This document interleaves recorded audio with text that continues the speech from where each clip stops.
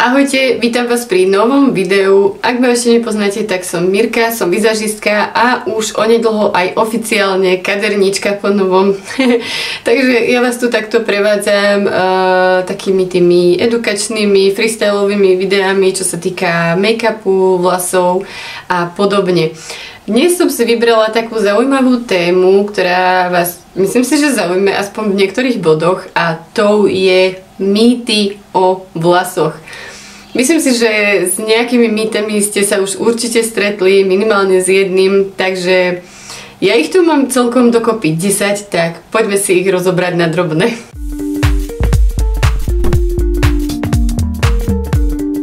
Ako prvý mýtus som si dala úplne ten môj najobľúbenejší, a to ten, že strihaním vlasov podporíme hustotu.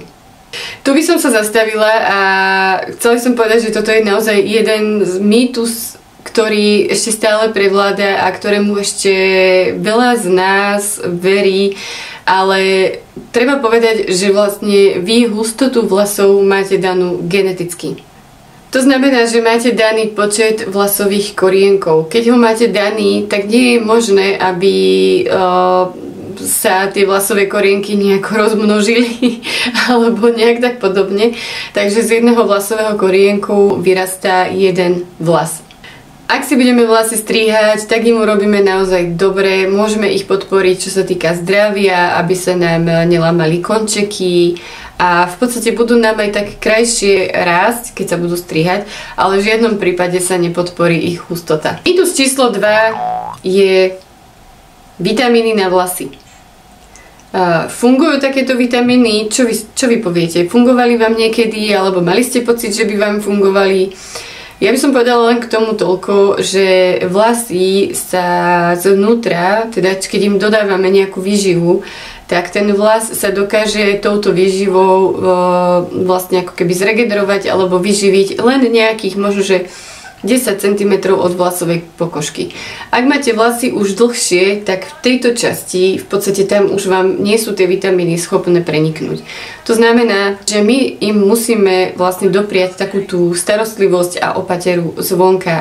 A to im doprajeme práve kondicionérmi, maskami, rôznymi tonikami, zábalmi a podobne. Takže vitamíny znútra sú super na takú nejakú podporu, čo sa týka nejakého nášho celkového zdravia vnútorného, aby nám tam šlapali orgány, aby všetko bolo tak, ako má.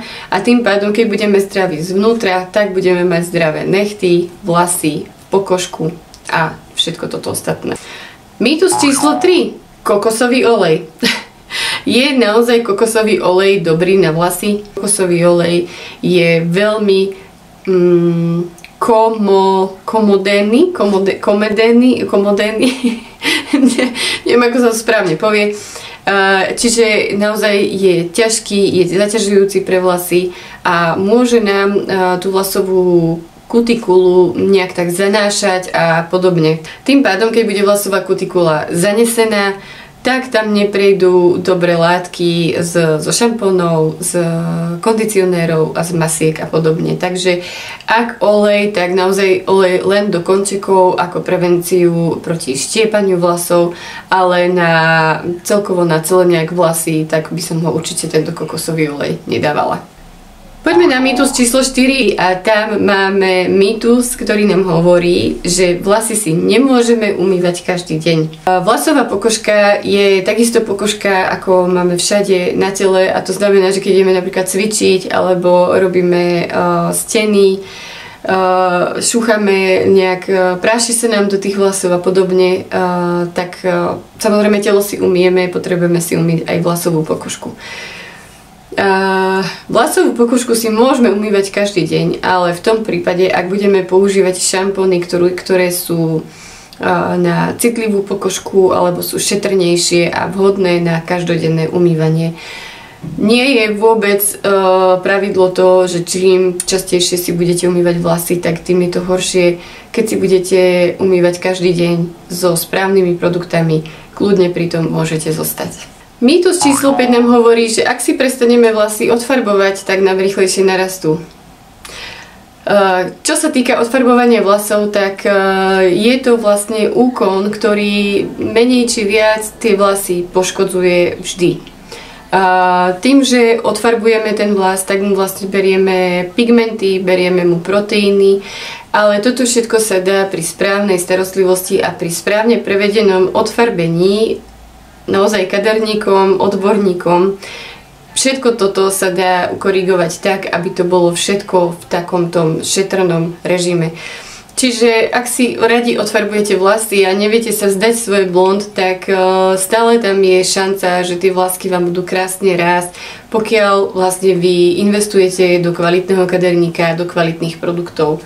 Ak si však vlasy odfarbujete nedaj Bože sama, alebo vám ich robí nejaká kamarátka, ktorá v podstate vám len namieša nejaký melír a vôbec nevie, čo sa týka vlasov, stavby vlasu a nejakých týchto chemických produktov, chemických procesov, tak sa naozaj môže stať, že vám tie vlasy odpáli. To znamená, že sa vám budú lámať, nebudú vám vedieť narásť, hej, ale to je presne o tom, že to bolo urobené nešetrným spôsobom a neboli pritom zvolené vhodné produkty. Takže radíme to ako mýtus, ale môže sa naozaj stať, že keď si vlasy prestanete po domácky odfarbovať, tak vám zrazu tie vlasy ozdravejú a začnú vám rásť. Mýtus číslo 6. Silikóny sú najväčšie zlo. Čo sa týka silikónov, tak máme silikóny, ktoré sú rozpustné, ktoré sú nerozpustné. Tie rozpustné sú dobré, tie nerozpustné sú už trocha horšie. Čo sa týka vlasovej kozmetiky, tak tieto silikóny nám v tej kozmetike pomáhajú tie vlasy nejak tak dostať do nejakého aspoň žiadaného nejakého výsledku a podobne. Nejdem to tu nejako špeciálne rozoberať. Ak budete používať kozmetiku, ktorá obsahuje práve tieto silikóny, tak sa môže stať, že vám vlasy zanesie, budú naozaj také matné, nebudú lesklé, budú také splasnuté a celkovo budete mať taký pocit, že nie vždy si dobre umiete vlasy. V takomto prípade vám odporúčam ísť na odborné ošetrenie vlasov, vlasovej pokožky a toto sa robí u kaderníka v kaderníckom salóne a tento kaderník vám môže odporúčiť aj produkty na domáce použitie, ktorými si môžete tie vlasy preventívne vyčistiť aj doma, ale také odborné riadne